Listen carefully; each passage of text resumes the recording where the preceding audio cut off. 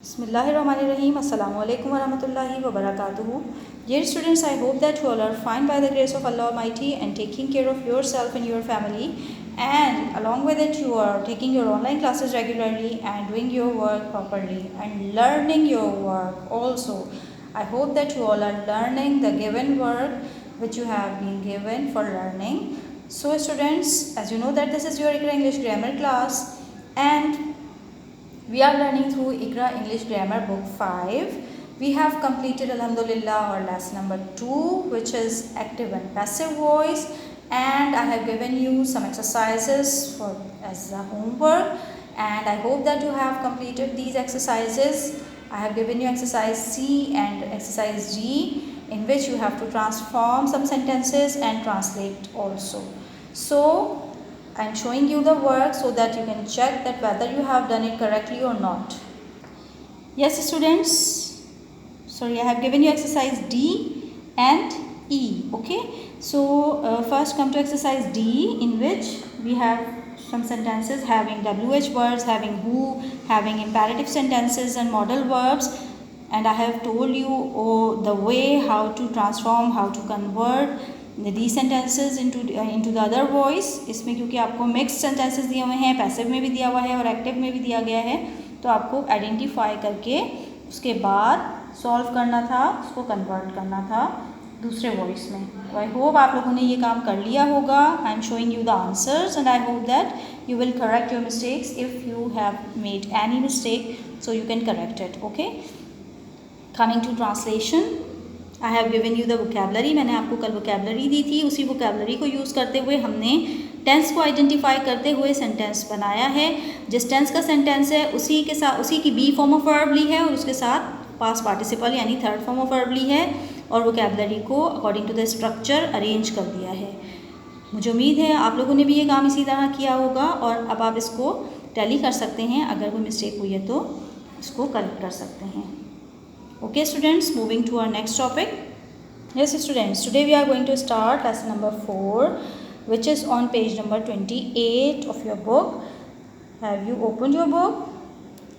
Yes students, here we have a lesson about pronouns, and you know what are pronouns, in which we will discuss different kinds of pronouns. हम इस different kinds को भी discuss करेंगे अभी आपके साथ with their examples, और फिर एक नए टॉपिक पर आएंगे which is reflexive and emphatic pronouns. इसको थोड़ा thoroughly डिटेल में डिस्कस करना है और इसकी एक्सरसाइजेस को भी सॉल्व करना है. ओके स्टूडेंट्स, तो बहुत ध्यान से सुनिएगा. जो डिफरेंसेस हैं रिफ्लेक्सिव और एम्फैटिक प्रोनाउन में, वो आपको अगर आपने एक दफ़ा क्लियरली सुन लिए, समझ लिए, तो आप इंशाल्लाह इजीली एक्सरसाइज को भी सॉल्व कर सकते हैं और इजीली पिक कर सकते हैं, आइडेंटिफाई कर सकते हैं that where the pronoun is used as a reflexive pronoun and where it is used as an emphatic pronoun. Okay students, as you know very well that what are pronouns. Pronouns are the word used in place of a noun. They replace the noun and they are used to avoid repeating the noun over and over again. ये noun को बार बार repeat करने की वजह से pronoun use किया जाता है ताकि हम इस चीज़ को अवॉइड कर सकें कि हम नाउन को बार बार यूज़ ना करें. ठीक है, तो हम उसकी जगह क्या यूज़ करते हैं, फिर उसका प्रोनाउन यूज़ करते हैं. और अब हमें क्या करना है, we have to discuss some kinds of pronoun. As you know that, as you are well aware about personal pronoun. What are personal pronoun? Personal pronouns are used as the substitute of a person or thing's name. ठीक है, personal pronoun कहाँ use होते हैं? जब हमें किसी शख्स या किसी चीज़ या किसी जानवर के नाम की जगह प्रोनाउन यूज़ करना होता है तो हम कौन सा प्रोनाउन यूज़ करते हैं? Personal pronoun. And it has 2 types, subjective case. It has 2 cases, subjective case and objective case. इसके 2 टाइप्स होती हैं, सब्जेक्ट एंड ऑब्जेक्ट प्रोनाउन. और आपको अच्छी तरह पता है कि सब्जेक्ट प्रोनाउन जो है वो सेंटेंस के स्टार्ट में यूज़ होता है और बिफोर वर्ब आता है, and object pronoun after verb हम उसके प्लेस करते हैं. उसकी प्लेसमेंट कहाँ होती है? आफ्टर वर्ब होती है. So I have written the mixed examples of subjective and objective cases. I, we, you, him, they, me. They all are personal pronouns. They are subjective and objective cases of personal pronoun. सही examples मैंने mix लिखी हैं, लेकिन इनकी दो types होती हैं, आपको पता है, सब्जेक्टिव केस और ऑब्जेक्टिव केस, और आप इजीली आइडेंटिफाई कर सकते हैं that which one is the subjective case and which is the objective case. Okay students, moving to the next kind, possessive pronoun. Possessive pronouns show ownership or possession of a noun. They refer to a previously named or understood noun. They stand alone and aren't followed by any other noun. जी, possessive pronouns क्या होते हैं? जो possession या ownership show करते हैं और ये किसी और नाउन को फॉलो नहीं करते, बल्कि अपने ही नाउन की जगह पे प्लेस होते हैं. ठीक है. For example, you can use possessive pronoun. If I give you a sentence, this is my book, या it is my book, sorry, it is my book की जगह आप क्या यूज़ कर सकते हैं? my book को रिप्लेस करके, यानी कि पॉजिटिव एडजेक्टिव को और उसके साथ जो नाउन अटैच है उसको रिप्लेस करके आप लिख सकते हैं इट इज़ माइन. तो वो माइन जो है उसके साथ किसी और नाउन की ज़रूरत नहीं होती है, आपको माइन के साथ कोई और नाउन अटैच नहीं करना होता. हम ये नहीं कह सकते कि mine book, it will be wrong. Okay, so it stand alone, ये अकेला ही काफ़ी होता है कॉन्सेप्ट को क्लियर करने के लिए, आपकी बात समझाने के लिए कि ये चीज़ मेरी है. ओके, तो पॉसेसिव प्रोनाउंस शो ओनरशिप और possession. Moving to demonstrative pronouns. Moving to your book in which all the usage are already given.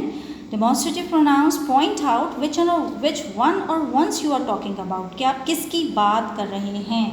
Okay? They take the place of a noun that has already been mentioned. ठीक है, ये उसकी जगह बात करते हैं जिसकी आप पहले उसको बता चुके होते हैं, ये उसी की बात करते हैं. Like this, that, these, those and such. They are the examples of demonstrative pronoun. Okay students, moving to interrogative pronoun. As you can see with the name, they do just what they say. They work in a sentence. They are posing a question. Okay, they are used in asking questions. What are the examples? Who, what and which, etc. They all are the examples of interrogative pronoun. Okay students, moving to our topic, which is self pronoun. And what are self pronoun? When self is added to my, your, them, then it becomes myself, yourself and themself.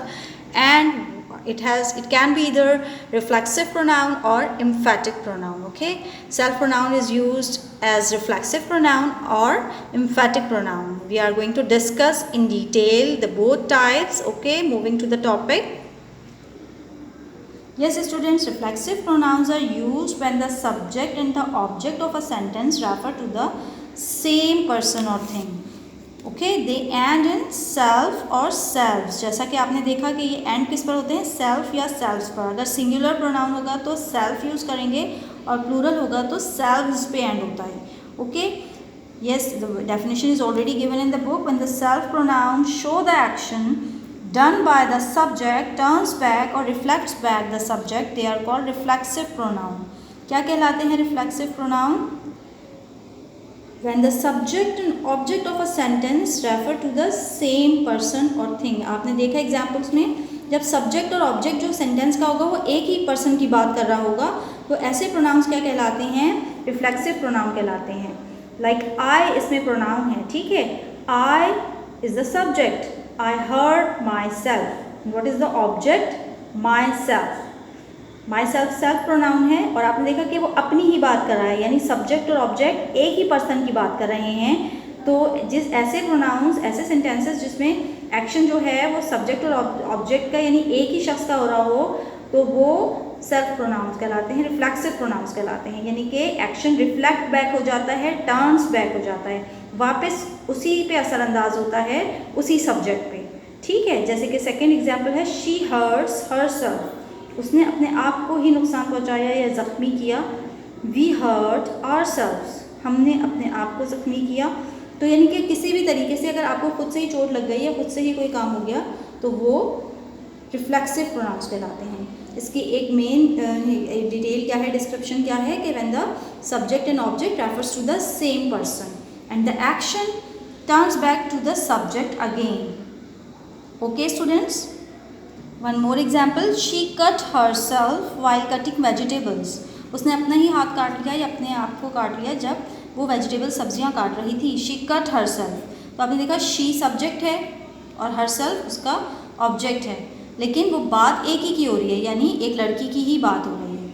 ठीक है, यानी उसने अपने आप को, जब कोई काम अपने आप पे ही हो रहा हो तो वो रिफ्लेक्सिव प्रोनाउन कहलाता है, जब कोई एक्शन अपने आप पे या उसी चीज़ पे हो रहा हो. Okay students, I hope that you have got. And one thing that they ends in self or selves. Self पे कब एंड होते हैं? जब सिंगुलर प्रोनाउन होगा रिफ्लेक्सिव, और सेल्व्स पे कब एंड होंगे? जब वो प्रोनाउन प्लूरल होगा. ओके, अभी आपको मज़ीद एक्सरसाइज की प्रैक्टिस से मज़ीद क्लियर हो जाएगा. Moving to emphatic pronoun. Emphatic and reflexive pronouns are same. Reflexive में भी myself, ourselves, yourself, themselves यही यूज़ होता है, और इम्फेटिक में भी. ओके स्टूडेंट्स, पहले हम इसको एक चार्ट की मदद से देख लेते हैं ताकि आपको ये चीज़ मज़ीद क्लियर हो जाए कि सेल्फ प्रोनाउंस से रिफ्लेक्सिव और इम्फेटिक प्रोनाउंस सेम कैसे होते हैं. For your convenience I have made a chart. मैंने एक चार्ट बनाया है जिसमें काइंड्स ऑफ प्रोनाउन को डिस्कस किया है विद द एग्जाम्पल. यहाँ पर आप देख सकते हैं I have written subject and object pronoun and they both are called personal pronouns. ठीक है, ये दोनों पर्सनल प्रोनाउंस हैं. इनको मैंने सब्जेक्टिव केस और ऑब्जेक्टिव केस में सेपरेटली मेंशन कर दिया है. फर्स्ट पर्सन सिंगुलर सब्जेक्ट क्या है? आई. उसका ऑब्जेक्ट क्या प्रोनाउन होता है? मी. पॉजिटिव एडजेक्टिव मेंशन करना यहाँ बहुत ज़रूरी है क्योंकि उसकी मदद से ही हमारा सेल्फ प्रोनाउन बनता है. और एक और बात कि पॉजिटिव एडजेक्टिव जो होते हैं they are also called possessive pronoun but weak possessive pronouns. Okay, तो यहाँ पर मोस्टली हम इसको पॉजिटिव एडजेक्टिव के सेंस में ही लेते हैं, और जो पॉजिटिव प्रोनाउन होते हैं वो एब्सोल्यूट या स्ट्रॉन्ग प्रोनाउन होते हैं. ओके स्टूडेंट्स, तो इसका पॉजिटिव एडजेक्टिव क्या होगा? माय. आई का पॉजिटिव एडजेक्टिव आपको पता है क्या होता है? माय. इसके साथ इसको पॉजिटिव एडजेक्टिव के सेंस में लेना इसलिए ज़्यादा आसान होता है समझना, क्योंकि हमें इसके साथ कोई ना कोई नाउन ज़रूर अटैच करना होता है. ठीक है, ये विदाउट नाउन के इनकम्प्लीट सेंस देता है. लेकिन जब हम पॉजिटिव प्रोनाउन पे आते हैं तो पॉजिटिव प्रोनाउन को, जैसा कि मैंने आपको पहले बताया था कि उसको नाउन की ज़रूरत नहीं होती, वो खुद एक सेंटेंस में काफ़ी होता है. It stand alone. तो आई का ऑब्जेक्ट प्रोनाउन है me, positive adjective my, and positive pronoun क्या हो जाता है? माइन. और सेल्फ प्रोनाउन क्या होता है इसका? My self. ये रिफ्लेक्सिव भी हो सकता है और इम्फेटिक भी हो सकता है. रिफ्लेक्सिव और इम्फेटिक का सिर्फ आपको यूज़ समझना है, लेकिन प्रोनाउन सेम ही यूज़ होता है. ठीक है, moving to the next pronoun we. We का ऑब्जेक्ट प्रोनाउन क्या होता है? अस. और देन इसका पॉजिटिव एडजेक्टिव क्या होता है? आर. और possessive pronoun ours. And then self pronoun क्या हो जाएगा? Ourselves. जैसा कि मैंने आपको बताया था कि प्लूरल होगा तो फिर सेल्व्स ऐड करते हैं, are selves.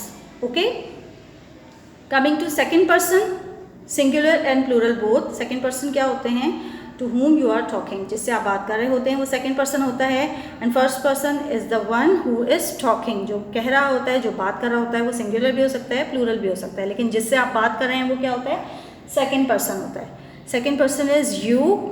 Object remains same, you. Possessive adjective क्या बन जाता है? Your. And then possessive pronoun क्या हो जाता है? योर्स. एंड जब हम सेल्फ प्रोनाउन पे आएंगे तो वो क्या हो जाएगा? Your self. अगर सिंगुलर ले रहे हैं, किसी एक के लिए बात कर रहे हैं और बहुत सारे लोग हैं तो प्लूरल है तो योर सेल्व्स हो जाएगा. Okay students, then moving to he. Objective case him. Possessive adjective क्या हो जाएगा? हिज. इसके साथ हमें नाउन अटैच करना होता है. ओके, और जब ये as a positive pronoun use होगा then we have to write his also, तब भी हिज ही यूज़ होता है. ठीक है, and as a self pronoun it becomes himself. Moving to the next one she. Objective case her. Positive adjective is also her. Positive pronoun is hers. And the self और emphatic और reflexive pronoun herself. Okay, then it. Objective case में भी it use होता है, possessive adjective में its. And then possessive pronoun भी its होता है इसका. एंड देन इम्फेटिक और reflexive pronoun itself. Moving to third person plural. Third person plural is they. Objective case them. Then possessive adjective their. Possessive pronoun क्या हो जाता है? Theirs. It doesn't need any noun. And then in the end the reflexive or emphatic pronoun themselves. Okay students, I hope that you have got, and you have to note down this chart. You have to make this chart in your notebook also. Inshallah, I will show you that how will you make it in your notebook.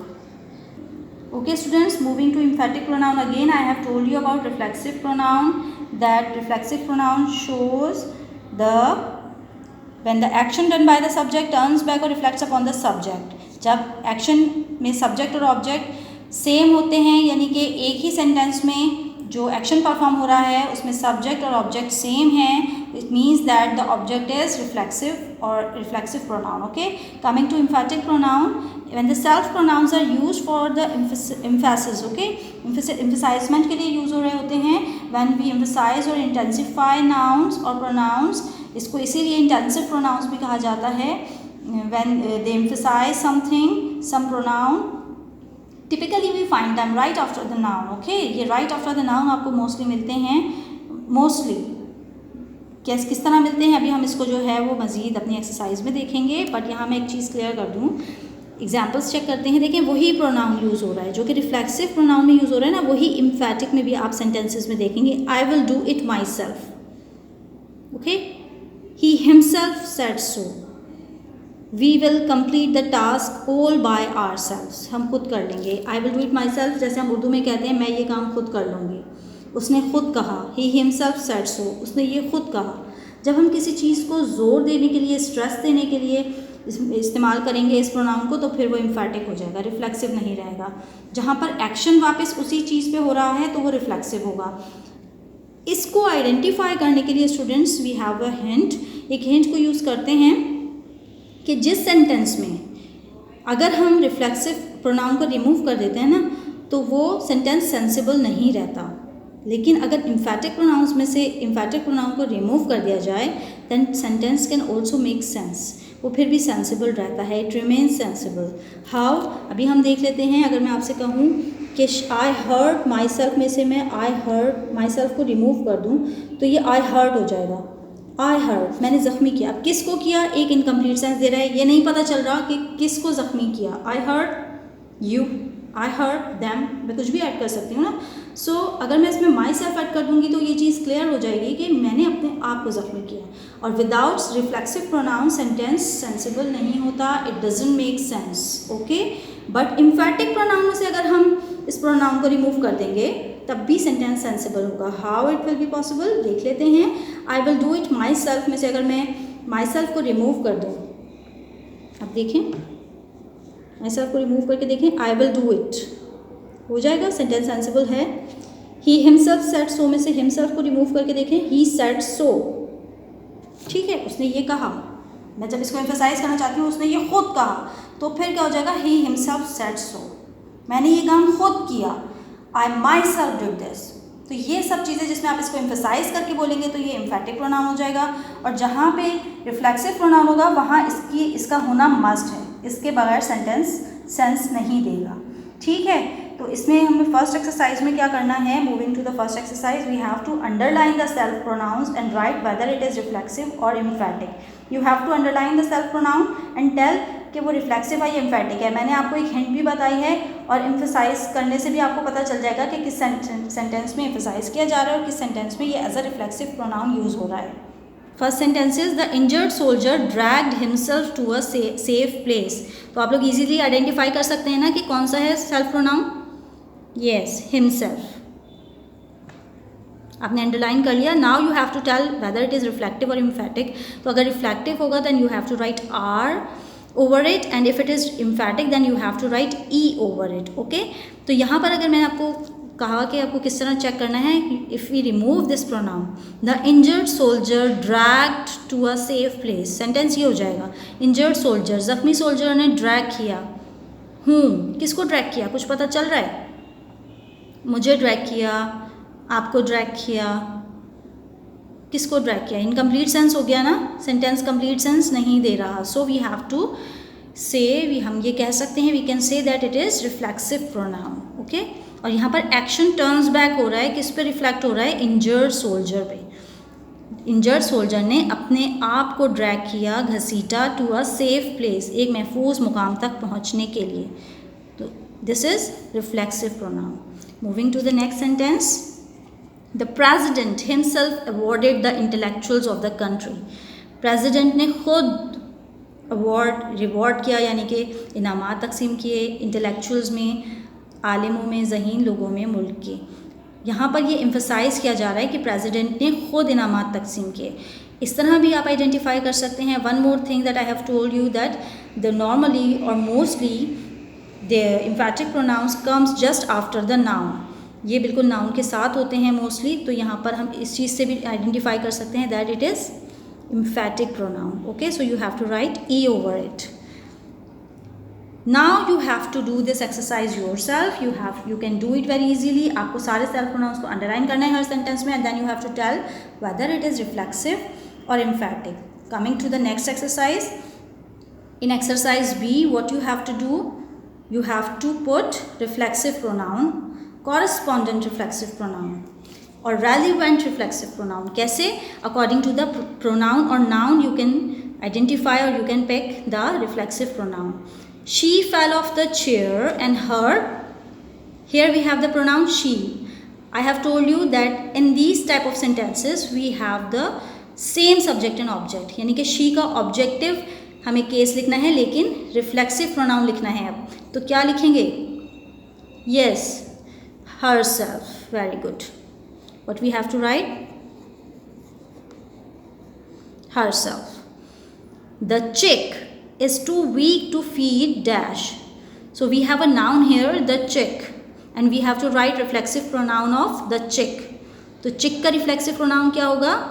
पहले हम इसका pronoun सोच लेते हैं। chick की जगह हम कौन सा pronoun use कर सकते हैं? it, and the reflexive pronoun will be itself.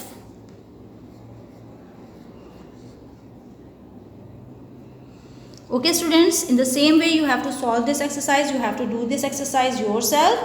और मुझे उम्मीद है कि आप इसको आसानी से कर लेंगे।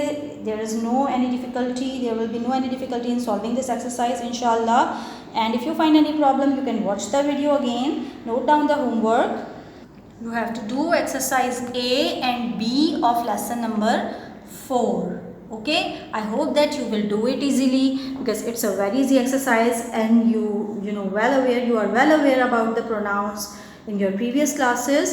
So one thing is new, that is self pronoun, and self pronoun has two types, reflexive and emphatic, and I have told you in detail that what are reflexive pronoun and what are emphatic pronoun, and I hope that you have understood well.